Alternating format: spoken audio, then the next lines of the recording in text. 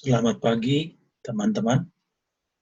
Kita bertemu lagi untuk kita sama-sama belajar setelah UTS. Ini pertemuan kita yang pertama.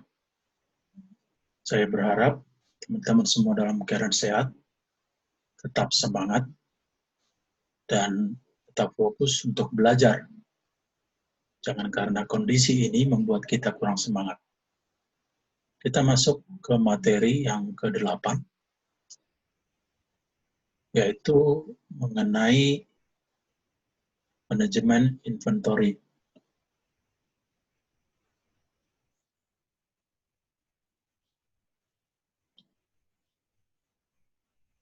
Inventory itu sama dengan persediaan.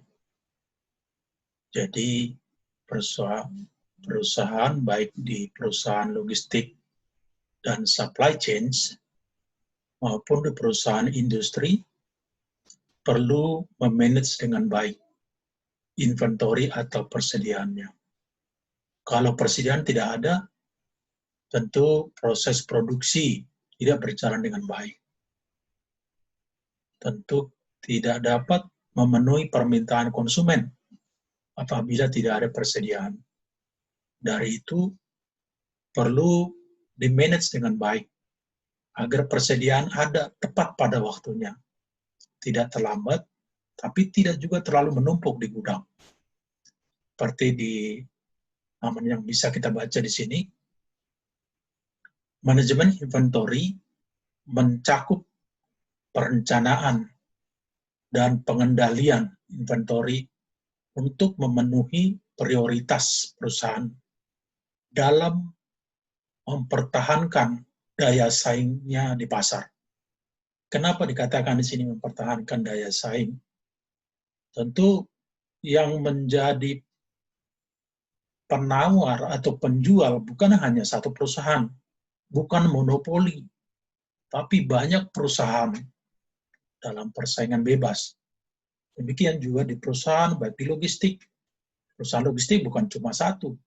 Di Indonesia aja, di Jakarta aja, lebih dari 3.000 perusahaan logistik. Berarti 3.000 ini bersaing untuk memberikan servis harga yang terbaik, kualitas yang terbaik untuk setiap customer-nya. Sementara customer itulah yang diperebutkan oleh semua yang tadi saya katakan lebih dari 3.000 freight forwarder di Jakarta. Makanya di sini perlu inventory di-manage dengan baik untuk mempertahankan daya saingnya di pasar. Kalau kita tidak dapat membuat manajemen inventory berjalan dengan baik, tentu kita tidak dapat bersaing. Jadi semuanya itu harus berjalan dengan baik secara keseluruhan, secara komprehensif seperti saya bilang, dari upstream sampai downstream, dari hulu sampai ke hilir. Itu benar-benar harus di-manage dengan baik. Jangan ada satu bagian pun yang membuat kesalahan, karena itu menjadi kekecewaan bagi customer. Masih di halaman ini, dalam logistik dan supply chains, inventory menjadi salah satu aliran penting yang dikelola selain aliran informasi dan aliran uang. Ya, perlu di-manage dengan baik aliran inventory ini agar raw material contohnya atau bahan baku tidak sampai kehabisan.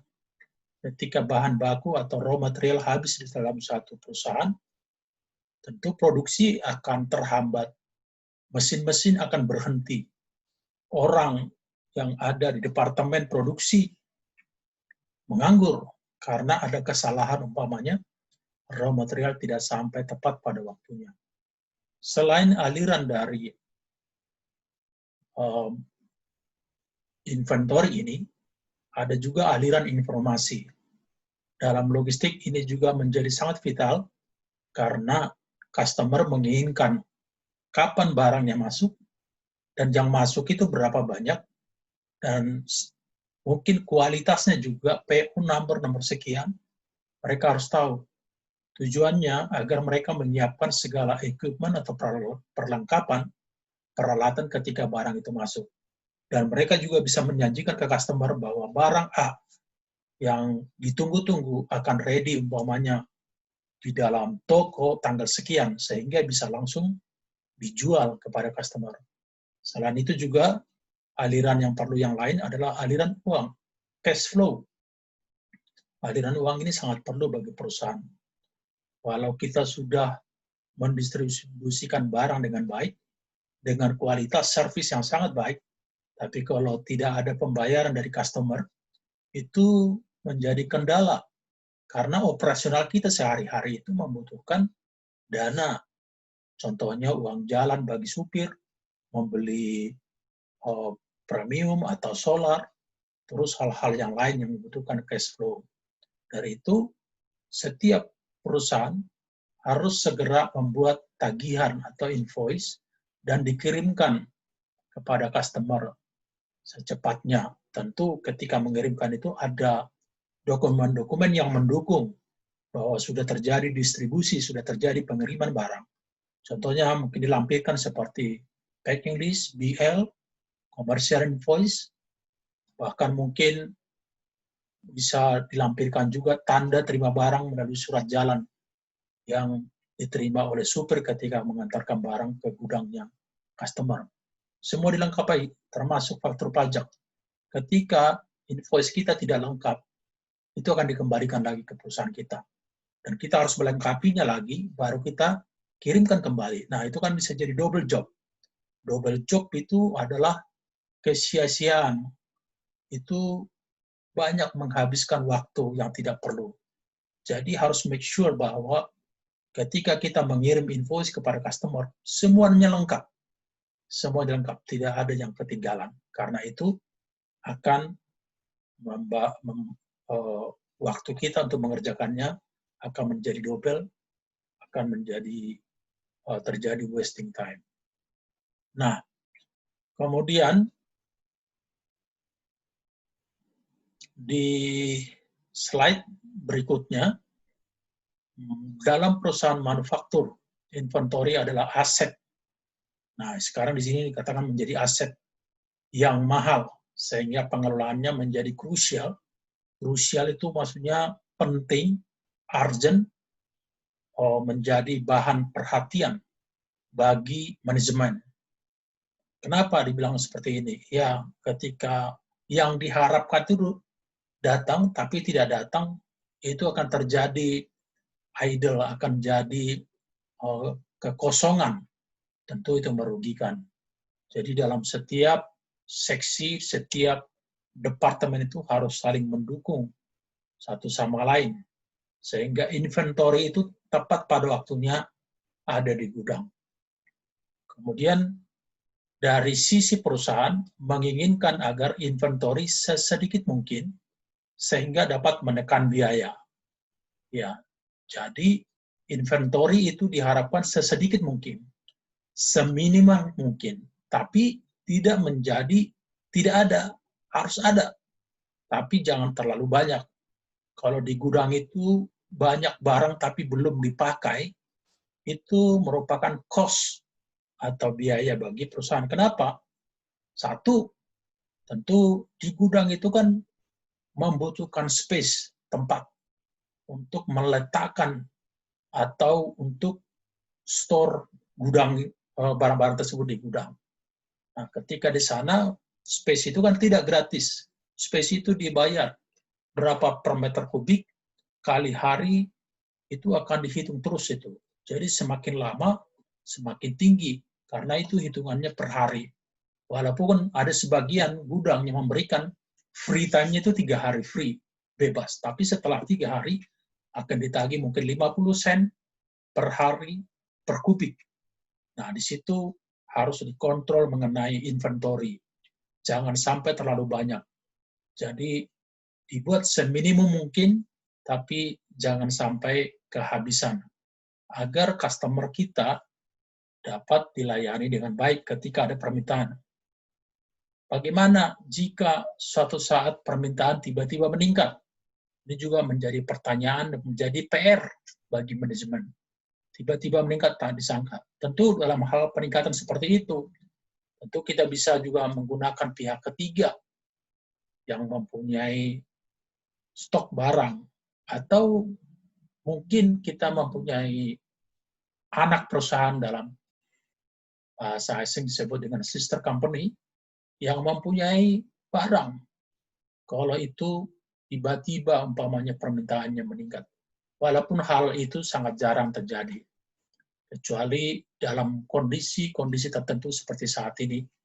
Mungkin tiba-tiba permintaan akan masker meningkat, tiba-tiba permintaan untuk alat-alat dalam kesehatan meningkat, sementara logistik juga mungkin tiba-tiba juga bisa meningkat akibat adanya impor. Tapi itu sangat jarang terjadi. Masih bisa umpamanya dibuat perakiraan atau diprediksi kira-kira tahun depan itu permintaan bagaimana. Kalau semua berjalan dengan normal, itu bisa dipelajari berapa banyak inventory yang harus kita siapkan di gudang agar bisa memenuhi kebutuhan dari konsumen. Inventory dalam bahasa Indonesia berarti persediaan. Persediaan itu kan bukan hanya dalam jumlah besar. Di rumah juga perlu ada persediaan makanan dan minuman. Kadang-kadang orang juga untuk anaknya sekolah buat persediaan, memberikan asuransi, mempersiapkan dana untuk anak-anak untuk sekolah. Itu semua mengantisipasi yang akan terjadi di hari-hari mendatang. Sedangkan sistem inventory memiliki makna pengaturan persediaan dan berkaitan dengan aktivitas logistik sebuah perusahaan. Ya, jadi harus diatur, di-manage dengan baik. Kapan barangnya harus masuk, kapan barangnya harus didistribusikan, dan lain-lain. Tidak ada yang boleh umpamanya karena satu departemen membuat kesalahan, itu berefek kepada departemen lain. Jadi semua dari awal sampai akhir itu harus bekerja sama menjadi satu tim untuk bisa memberikan pelayanan yang terbaik. Di mana kegiatan dari sistem tersebut termasuk dalam pengecekan dan penyediaan stok bahan baku atau barang setengah jadi ataupun barang jadi demi kelancaran proses produksi atau pemenuhan permintaan pelanggan. Contohnya, umpamanya kalau ada satu pabrik furniture, tentu pabrik furniture itu membutuhkan bahan baku berupa rotan ataupun berupa kayu yang akan diolah menjadi furniture, menjadi kursi, menjadi meja, lemari, dan lain-lain. Nah, perlu dikelola dengan baik, mulai dari pembelian bahan baku. Rotan mungkin dari Cirebon, mungkin kayu jati dari Semarang, perlu dikelola dengan baik. Dari itu tentu kita harus membeli raw material tersebut dari ya siper-siper yang ada di sana, pengelola yang ada di sana. Dan itu perlu dibuat satu link atau hubungan yang baik dengan vendor-vendor ini agar menyiapkan barang pada waktunya.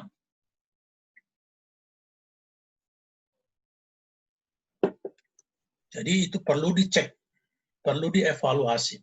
Apabila ada kendala, ternyata suatu saat umpamanya bahan bakunya tidak sampai, itu perlu dievaluasi. Biasanya ada itu dari weekly meeting dalam mingguan, atau dari monthly meeting, atau ketika ada persoalan, ada problem di depan mata, itu bisa pada hari itu juga diadakan meeting. Jangan kita tunggu-tunggu, ada persoalan, kita diamkan, itu merupakan hal yang bisa menjadi bumerang bagi perusahaan. Karena kalau nggak langsung dibersihkan, kalau nggak langsung diperbaiki, itu bisa mempengaruhi yang lain. Jadi perlu dikelola persediaan dengan baik. Perlu dievaluasi juga. Kalau terlalu banyak atau terlalu sedikit, dievaluasi. Itu lebih bagus untuk menghindari terjadinya hal-hal yang tidak diinginkan. Selanjutnya, sistem inventory berguna untuk menentukan jumlah persediaan yang optimal. Kalau optimal, optimum itu tentu itu berbicara mengenai efisien berbicara mengenai efektif dari segi waktu dan juga dari segi biaya. Jadi inventory itu ditentukan jumlah persediaan yang tepat. Mungkin di bulan-bulan tertentu, mungkin persediaan cukup sedikit. Tapi di bulan-bulan ketika terjadi seperti peak season atau permintaan lagi banyak, contohnya permintaan sebelum Idul Fitri, sebelum Lebaran, atau sebelum akhir tahun, sebelum libur, itu biasanya permintaan akan meningkat. Nah, itu yang perlu diantisipasi. Ditentukan berapa jumlah persediaan yang tepat, agar kita tidak kelihatannya kekurangan, tapi dapat memberikan servis kepada customer. Selanjutnya, persediaan atau inventory meliputi bahan mentah atau bahan baku, bahan pembantu, bahan dalam proses atau work in process, suku cadang, dan barang jadi atau finished good. Karena timbulnya ketidakpastian permintaan, ketidakpastian pasokan supplier, dan ketidakpastian waktu pemesanan. Ya, perlu semua dikelola yang tadi dengan bahan mentahnya untuk furniture apa sih bahan mentahnya? Ya tentu mungkin gelondongan kayu, rotan yang baru fresh yang dari hutan. Terus menjadi bahan baku, mungkin rotan itu sudah dipotong-potong, sudah dijemur atau hal lain. Kemudian bahan pembantunya apa? Kalau untuk furniture tentu mungkin dibutuhkan lem, dibutuhkan mungkin untuk membakar atau mengeringkan dan lain-lain. Terus bahan dalam proses maksudnya ada bahan baku yang sudah masuk ke dalam pabrik tapi belum menjadi barang jadi, tapi masih dalam proses. Mungkin baru ada kakinya tapi belum ada bantalannya dan lain-lain. Atau suku cadang, ya suku cadang ini umpamanya bila ada mesin, tentu mesin pemotong kayu atau mesin gergaji, mesin untuk yang untuk ngecat dan lain-lain. Nah, ada juga suku cadang tentu yang diperlukan buat mesin-mesin tersebut. Dan sampai dia barang jadi, setelah jadi tentu butuh packing, packaging dan lain-lain. Terus nanti barang itu sampai dia sudah benar-benar siap untuk didistribusikan ke customer. Karena yang menjadi problem itu tentu ada ketidakpastian permintaan. Maksudnya ketidakpastian permintaan, kadang ada permintaan, kadang tidak ada. Siapa yang pernah menduga bahwa bulan Maret kemarin sampai April, Mei, Juni sekarang, permintaan down, menurun. Kenapa? Karena seluruh dunia mengalaminya. Masalahnya di situ. Jadi permintaan tiba-tiba menurun. Yang tidak pernah diduga. Itu yang disebut dengan ketidakpastian. Tidak ada yang pasti. Terus ketidakpastian pasokan player. Ya, dulu mungkin di daerah Cirebon banyak rotan. Di daerah Semarang banyak kayu jati untuk furniture. Tapi karena sudah banyak yang diambil dari hutan, sudah banyak yang menjualnya, ya tentu pasokannya itu bisa menjadi jarang, harga menjadi naik. Tentu bisa mengambil bahan-bahan baku tersebut mungkin dari daerah lain, dari Kalimantan, dari Sulawesi, atau dari Sumatera, atau dari Papua, dan lain-lain. Nah, waktu pemesanan juga ini tidak ada kepastian. Tidak tahu kita kapan pastinya kira-kira pesanan itu datang. Tentu itu berdasarkan permintaan dari customer. Dari itu semua ini yang meliputi ini itu harus dikelola dengan baik. Harus ada orang-orang atau SDM atau manpower yang mempunyai skill, pengetahuan bagaimana memanage semua mulai dari A sampai Z ini agar tepat pada waktunya tersedia. Tentu tujuan akhirnya adalah bagaimana kita menjual kepada customer. Ketika penjualan kita baik kepada customer, tentu itu yang membuat perusahaan menjadi untung. Nah, manajemen inventory ini atau persediaan dapat memiliki beberapa manfaat. Ya. Antara lain satu, A, menghindari kekurangan bahan atau out of stock. Ya, ketika bahan baku tidak ada di gudang, itu disebut dengan out of stock. Tidak ada. Jadi tidak bisa kerja, orang nggak ada. Jika pelanggan datang untuk membeli barang dagangan, kemudian perusahaan tidak mempunyai barang tersebut karena tidak adanya sistem inventory yang baik, maka perusahaan akan kehilangan kesempatan untuk memperoleh keuntungan.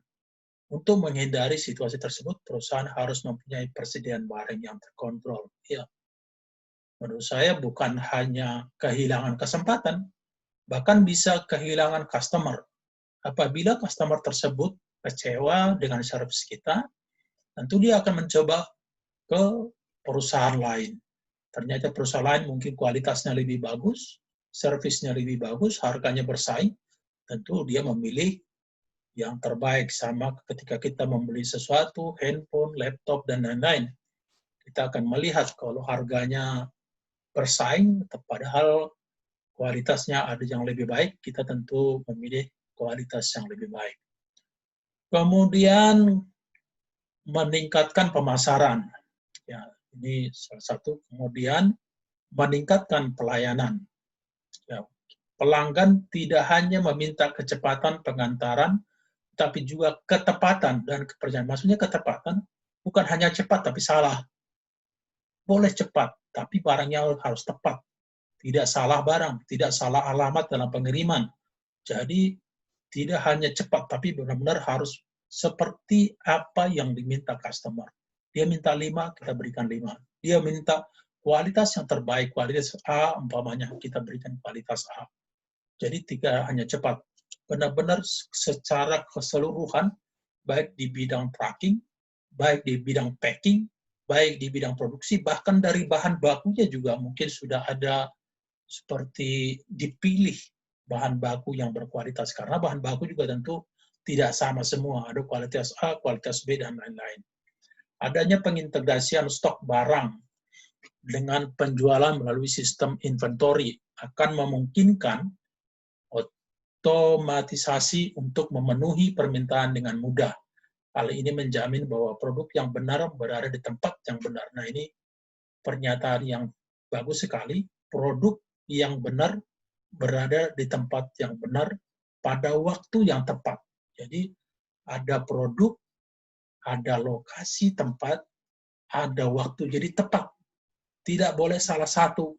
Makanya produksinya benar, ternyata salah kirim. Atau tempatnya benar, tapi terlambat. Aturannya dipakai di musim hujan, datang jadi musim panas. Nah, terlambat. Umpamanya peralatan-peralatan untuk sekolah, seharusnya datang mungkin di bulan April, di bulan Mei, di bulan Juni. Karena disitulah anak-anak sekolah masuk kembali ke sekolah atau ke kampus. Tapi kalau baru datang di bulan Agustus, sementara mungkin sudah banyak mahasiswa atau sekolah-sekolah yang sudah masuk, tentu itu menjadi mubazir, mungkin tidak laku. Ketika tidak laku, kita simpan. Itu juga bisa menjadi expired atau tidak, modelnya mungkin sudah berubah. Dilanjutkan ke D, pengontrolan, persediaan, dan pengambilan keputusan. Ya, sistem inventory memungkinkan adanya fleksibilitas dari distribusi dan penyimpanan barang-barang secara menyeluruh, sehingga memungkinkan perusahaan untuk memantau dan mengontrol persediaan sesuai dengan bisnis mereka. Jadi ini yang saya pelajari, itu kontrol itu sangat perlu. Evaluasi itu sangat perlu. Jangan sampai ada yang lengah atau ada sampai salah satu umpamanya departemen itu membuat kesalahan. Dari itu perlu ada seperti rel kereta api. Makanya di dalam satu perusahaan itu perlu adanya SOP, standar operasional prosedur. Jadi di SOP itu ditulis apa yang kita kerjakan, mulai A, B, C, D. Jadi yang kita kerjakan itu ditulis. Dan yang ditulis itu, itulah yang kita kerjakan. Ketika terjadi di luar itu, berarti ada pelanggaran terhadap SOP. Karena tidak sesuai dengan peraturan yang kita sudah buat sendiri. Kita buat peraturan, tapi kita langgar sendiri. Itu sesuatu yang salah. Dari itu, perlu dibuat SOP dan semua orang mengerti apa itu SOP, apa tujuannya. Memang SOP juga bisa ketinggalan zaman. Dari itu ada revisi 1, revisi 2. Karena ketika ada suatu teknologi yang baru, tentu kita akan beradaptasi agar kita revisi. Tapi setelah direvisi, itu harus dilakukan. Ketika ada kesalahan, berarti ada pertanyaan. SOP siapa yang melanggar. Dari itu kita harus benar-benar memahami SOP satu perusahaan logistik. Dan itu gunanya agar ada standar mengerjakan sesuatu. Umpamanya ketika kita melakukan sesuatu, umpamanya tadi di pabrik furniture, tentu ada standar-standarnya. Mungkin dari kursinya terbuat dari jati. Nah, ketika ternyata ada yang membuat bahwa itu bukan dari jati, berarti sudah melanggar SOP. Dan itu kelihatannya walaupun bagus di awal, tapi ketika customer mengetahui bahwa yang digunakan tidak sesuai dengan yang diminta, tentu nanti customer akan merasa kecewa. Apa sih yang menjadi fungsi manajemen persediaan bagi perusahaan? Yang pertama, memastikan persediaan tersedia, gitu. Ada ketika dibutuhkan. Jangan ketika dibutuhkan tidak ada, ketika tidak dibutuhkan malah ada. Kemudian mengurangi resiko keterlambatan dalam pengiriman persediaan. Ya, ini masalah waktu. Tadi kan ada mengenai waktu, mengenai tempat, barangnya juga gitu. Jadi jangan sampai terlambat. Itu menjadi fungsi manajemen persediaan. Mengurangi resiko harga yang fluktuatif. Ya, harga kan selalu naik turun. Hari ini murah, besok bisa mahal, tergantung permintaan. Ketika permintaan banyak, harga itu menjadi naik. Memperoleh diskon dari pemesanan dalam jumlah yang banyak. Yang kelima, menyesuaikan pembelian dengan jadwal produksi. Ya. Jadi maksudnya membeli entah itu bahan baku, entah itu raw material atau barang pendukung, itu disesuaikan dengan jadwal produksi. Ketika mau diproduksi, ya disiapkan bahan bakunya. Bahan yang mensupport agar bisa terjadi produksi. Keenam, mengantisipasi perubahan yang terjadi pada penawaran maupun permintaan. Ya, ketika kita tahu bahkan ada permintaan tinggi, tentu kita menyiapkan persediaan yang lebih banyak. Ketika kita tahu bahwa permintaan atau barang tidak laku, ya tentu persediaannya akan dikurangi, jangan ditumpuk terlalu banyak di gudang. Itu beresiko. Risikonya seperti saya bilang tadi, mungkin aja modelnya sudah jadi ketinggalan zaman. Kalau dia bahan makan, mungkin aja barangnya sudah expire, sudah tidak layak untuk digunakan lagi. Banyak hal ya. Yang ketujuh, mengantisipasi permintaan mendadak. Ya, ini juga. Jadi kadang-kadang harus dibuat, diantisipasi kira-kira permintaan mendadak bisa nggak dilayani. Kemudian, yang kedelapan, menjaga jumlah persediaan yang hanya tersedia musiman. Sehingga ketika bahan sedang tidak musim, perusahaan masih memiliki persediaan barang tersebut. Ya, seperti di Indonesia kan kadang-kadang seperti itu. Ketika tidak musim cabai, wah, harga membumbung tinggi. Ketika musim, banyak yang dijual di pasaran, harga turun seperti itu. Nah, bagaimana mengantisipasi itu? Sebenarnya itu peran logistik sangat perlu. Ketika banyak barang lagi musim, di dalam logistik disebut peak season, PEAK, peak season, itu musim banyak. Entah musim apa. Nah, kalau dalam industri bisa ketika musim itu banyak dibeli, tapi di stok di gudang. Makanya di sini peran dari logistik sangat perlu. Nah, ketika suatu saat tidak musim lagi, tetap ada barangnya karena memang bisa diambil dari logistik, tapi harus perlu dengan perhitungan, jangan sampai rugi juga. Terlalu banyak umpamanya diendapkan di gudang, bisa harga juga tidak tahu apakah naik apa turun, itu juga menjadi risiko. Namun bagi perusahaan atau bagi manajemen, biasanya mereka mempunyai pengalaman, mempunyai intuisi untuk bisa umpamanya apakah mereka harus membuat stok atau tidak.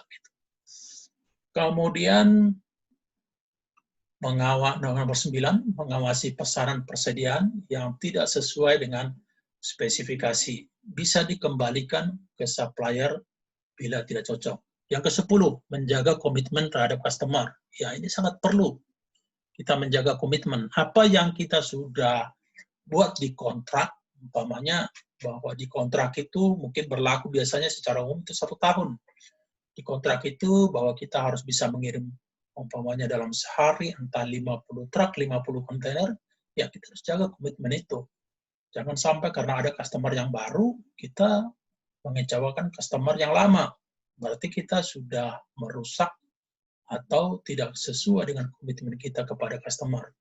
Yang ke-11, menentukan kuantitas persediaan yang harus disimpan untuk berjaga-jaga. Jadi perlu ada stok untuk berjaga-jaga, ya. Perlu berjaga-jaga agar ketika terjadi umpamanya yang kita tidak harapkan, kita sudah siap dengan itu semua. Karena ada berjaga-jaga. Sekarang ini dalam masa COVID-19 ini kita juga disuruh berjaga-jaga untuk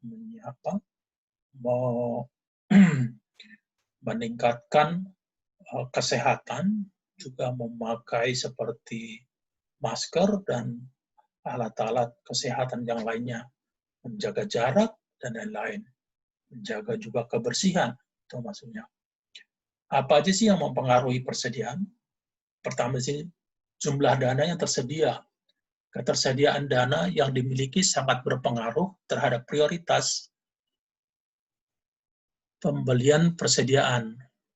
Item apa yang urgent untuk dibeli dan item apa yang masih bisa ditunda. Ya, dari tadi yang pertama tadi aliran uang itu kan perlu. Aliran uang. Jadi jangan sampai kita tidak mendapatkan uang dari customer karena mungkin kesalahan kita juga. Kadang-kadang kan dalam kredit itu ada persyaratannya, umpamanya kredit 60 hari. Ya, seharusnya ketika sudah delivery, ketika sampai di hari ke-60 itu udah harus dibayar. Tapi ketika terjadi seperti tadi saya kasih tahu bahwa kita mengirimkan tagihan atau invoice, tapi tidak didukung oleh dokumen-dokumen yang diminta, itu dikembalikan. Akhirnya bukannya 60 hari, tapi bisa jadi 90 hari. Nah, kenapa bisa terjadi kesalahan seperti ini? Itu tentu karena adanya sumber daya manusia yang tidak kapabel, yang tidak punya pengetahuan, atau mungkin bekerja tidak sesuai dengan apa yang diminta. Seharusnya itu dalam satu invoice itu mungkin dibuat satu list di dalam format umpamanya Excel, dokumen yang dibutuhkan 1, 2, 3, 4, dibuat listnya. Mana yang belum, jangan dikirim dulu, provide dulu, baru dikirim. Atau kalau dokumen itu nggak bisa umpamanya kita dapatkan, entah karena hilang atau suatu hal, mungkin kita bisa tanya kepada customer, ini dokumen, tidak ada dokumen pendukung, bagaimana, boleh nggak saya kirimkan tanpa dokumen pendukung tersebut? Nah, tentu ada kadang-kadang dari customer juga ada flexibility, ada bisa compromise, jadi mungkin dengan WA atau emailnya itu kita print, kita lampirkan aja di invoice itu, baru kita kirim. Makanya di sini perlu ada dana untuk membeli bahan baku, untuk membeli barang-barang setengah jadi yang akan diproses. Kalau tidak ada dana, bagaimana kita membeli? Tidak mungkin. Itu maksudnya kalau ada jumlah banyak uang, jumlah kita banyak, ya kita bisa membuat persediaan lebih banyak. Makanya ada membuat stok banyak karena berpikir bahwa suatu saat harga akan naik. Ketika harga naik, mereka mengeluarkan stok dan menjual, sehingga mereka mempunyai keuntungan berlipat kali ganda. Walaupun tidak selamanya negara mengizinkan hal seperti itu. Umpamanya untuk 9 bahan pokok itu tidak diizinkan oleh pemerintah. Jangan mengambil kesempatan dalam kesempitan. Yang kedua, lead time, waktu tunggu barang yang dipesan sampai barang diterima, ya. Ini kan kita tergantung barang apa yang kita produksi. Bagaimana sih lead time atau jangka waktu mulai kita masukin PO sampai barang itu sampai di gudang kita. Tentu tergantung juga vendornya di mana. Kalau vendornya di Kanada, di Toronto, ke Indonesia tentu bisa sampai sebulan lebih. Tapi kalau vendornya umpamanya yang lebih dekat di Eropa, atau di Asia, di Shanghai, di China, atau di Singapura, atau bahkan dalam negeri sendiri, umpamanya pabriknya di Jakarta, tentunya bahan bakunya hanya dari Bandung. Itu sangat membantu. Tapi kan tidak semua ada bahan baku di Indonesia. Kadang-kadang lem juga kita harus import dari Korea, atau bahan-bahan sepatu seperti kulit, bahkan umpamanya tali sepatu, hal-hal yang kecil seperti itu untuk di-assembling di Indonesia. Yang ketiga, frekuensi penggunaan. Semakin sering digunakan, semakin kecil persediaan yang tersedia. Ya. Kalau kan sering keluar, umpamanya inbound, masuk ke dalam gudang, terus outbound. Nah, frekuensinya itu cepat, berarti kan persediaannya itu di gudang itu tipis, karena ketika masuk, keluar. Kecuali umpamanya ternyata barang tersebut hanya dipakai di musim tertentu seperti payung, tentu secara umum dipakai di musim hujan. Ketika di musim hujan ini tidak laku, mungkin akan disimpan ke musim hujan berikutnya. Atau mungkin dijual juga di musim panas, karena payung juga bisa digunakan di musim panas. Keempat, daya tahan persediaan. Persediaan yang memiliki daya tahan yang lemah seperti buah, daging, dan barang sejenis harus segera cepat dikeluarkan atau dijual atau digunakan. Dari itu kan di gudang perlu ada namanya gudang pendingin atau kontainer menggunakan river container yang seperti kulkas. Jadi untuk daging, untuk buah, untuk mungkin seperti jahe, dan lain-lain, sayur-sayuran yang gampang busuk. Jadi harus segera dikeluarkan. Karena kalau terlalu lama disimpan di gudang, tentu kualitasnya tidak semakin baik, bahkan semakin buruk. Kemudian, tugas utama dari manajemen persediaan. Yang pertama, memastikan persediaan cukup. Ya, cukup. Tidak berlebih, tidak kurang. Cukup pas. Yang kedua, efisiensi biaya persediaan. Ya, karena cukup, tepat, minimal, tentu biayanya tidak terlalu besar. Kalau kebanyakan biayanya terlalu besar. Kalau terlalu sedikit, customer tidak happy dengan service kita. Yang ketiga, memastikan persediaan diperlakukan dengan optimal. Ya, bahasa optimal ini selalu ya, itu kombinasi antara efisien dan efektif. Kombinasi antara harga dan juga efisiensi waktu. Jadi kalau bisa harganya juga, saya tidak katakan murah atau murahan, tapi harganya yang bagus, kemudian dari segi waktu persediaannya ada, tidak terlambat tapi tepat pada waktunya. Kemudian biaya persediaan. Untuk memperlakukan persediaan bisa menimbulkan biaya yang banyak jumlahnya dan banyak jenisnya. Umumnya biaya persediaan dikelompokkan menjadi 4 kategori. 1, biaya pemesanan. Ya, pasti ada biaya pemesanan. Kita pesan umpamanya sepatu dari luar, tentu ada biaya pemesanannya. Biaya transportasinya juga ada. Biaya custom clearance di bea cukai juga ada. Biaya mungkin ada di port of origin, ada juga biaya di port of destination. Yang kedua, biaya penyimpanan, ya, yang tadi storage ya, atau carrying cost, storage cost kalau di gudang, biaya inventory persediaan di gudang. Kemudian biaya persiapan, setup cost, ya, semua kan bukan hanya di pabrik, persiapan termasuk juga di gudang, termasuk juga mungkin ketika mau loading kargo itu ke dalam kontainer, tentu ada persiapan, umpamanya kontainer, tentu harus ambil kontainer dulu dari depo, kontainer kosong. Di depo juga harus bayar biaya lift off, biaya lift on, biaya administrasi, macam-macam. Itu namanya disebut biaya persiapan. Kalau di gudang kita tentu biaya persiapan harus ada forklift yang tersedia, harus ada orang yang menggunakan forklift tersebut. Mungkin juga harus persiapan, umpamanya lokasinya ditaruh di mana, apakah di dalam, apakah di ujung, atau dekat pintu, tergantung jenis barangnya, tergantung juga masalah waktu, apakah cepat keluar. Kalau barang itu akan cepat keluar, biasanya akan disimpan di dekat pintu. Tapi kalau barangnya akan lama diambil, bisa ditaruh di ujung, di nose dari gudang, karena tidak mengganggu nanti kalau ada di gate atau di pintu. Yang keempat, biaya kehabisan atau kekurangan bahan. Ya, kalau kekurangan bahan seperti tadi, ada yang menganggur. Mesin tidak bekerja, orang di bagian produksi juga tidak bekerja, sehingga itu namanya disebut dengan biaya kehabisan atau kekurangan. Kemudian, ini adalah contoh biaya fasilitas penyimpanan. Pertama di sini biaya sewa gudang, ya biaya penerangan tuh lampu yang nggak mungkin di gudang itu gelap, biaya pengatur suhu udara, kelembapan agar barang tetap awet ya seperti tadi, mungkin untuk daging berapa derajat itu agar tidak busuk, dan itu harus berjalan secara kontinu 24 jam. Kemudian juga ada biaya yang memunculkan biaya listrik ya, semua proses yang ada mulai dari gudang, mulai dari bagian operasional tentu ada biaya listriknya, ada biaya listrik, terus ada biaya SDM-nya, orang-orang yang mengerjakan itu. Terus ada biaya persiapan setup cost, biaya persiapan muncul apabila perbedaan memproduksi sendiri barang dan material persediaan yang dibutuhkan. Kalau ada perubahan ya, bisa aja, umpamanya mobil juga ada seperti itu.